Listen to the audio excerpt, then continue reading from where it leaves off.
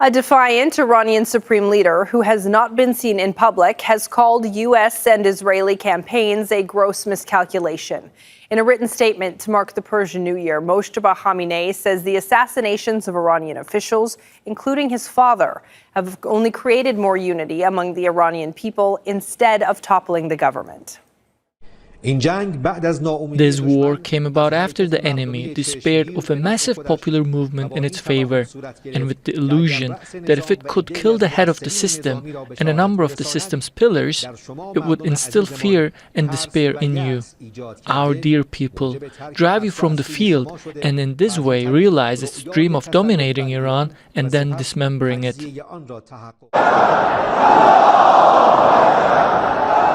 Thousands of people have gathered in the Iranian capital of Tehran for Eid al-Fitr prayers, but celebrations have been overshadowed by the war. Israeli and U.S. strikes have killed more than 1,400 people and millions are displaced. Mohamed Vall is live for us in the Iranian capital of Tehran. So, Mohamed, Eid and New Year's celebrations are underway under the shadow of war. What is it like in Tehran right now? Well, Riley, Nowruz wasn't like the usual Nowruz in Iran for hundreds, if not thousands of years.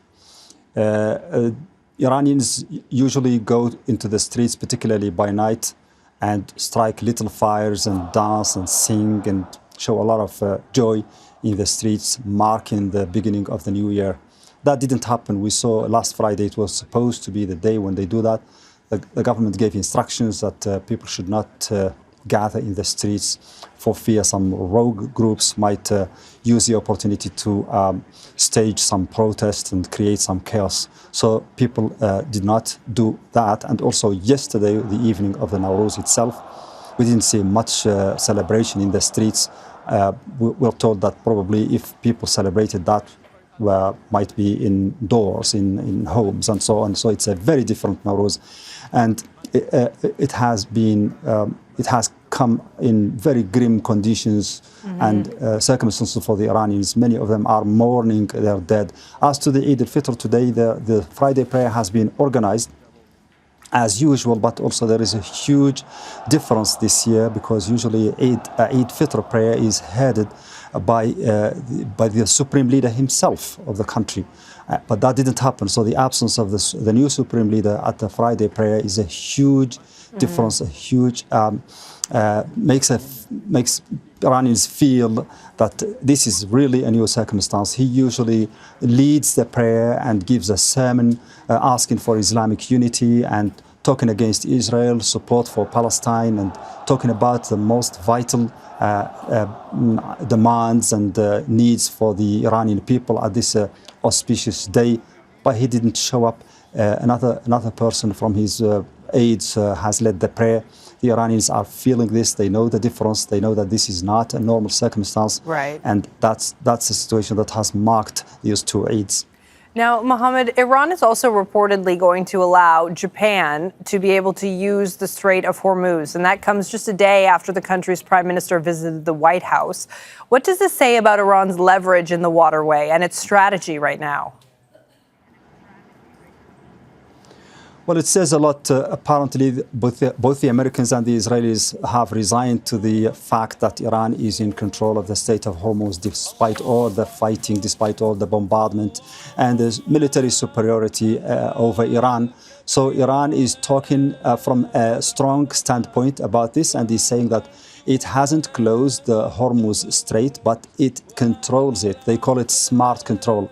And now they are talking to the Japanese. The foreign minister said that he had been in touch with his Japanese counterpart. So there is a dialogue between the two countries, as he said. There is a discussion about it, and he has offered that Iran can allow Japanese vessels to continue to resume passing through the Strait of Hormuz without any problem.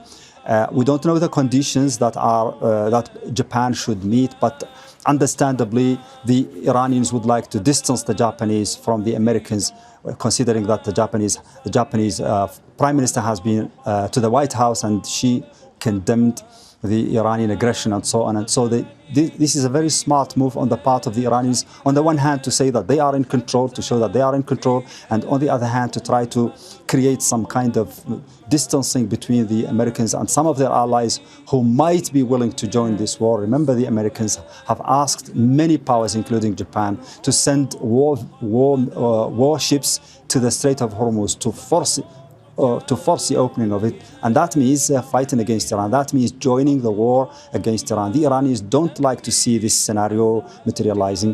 They are happy to see the reticence on the part of the Europeans, and they would like to see the Japanese also refusing the American demand to join this war. Mohamed, Vall reporting live for us in Tehran. And the pictures you are seeing on your television screen are Eid prayers that are taking place now in Tehran. And as Mohamed was telling us, Eid prayers this year have been very different to years past, given the bombardment that is currently happening across the country.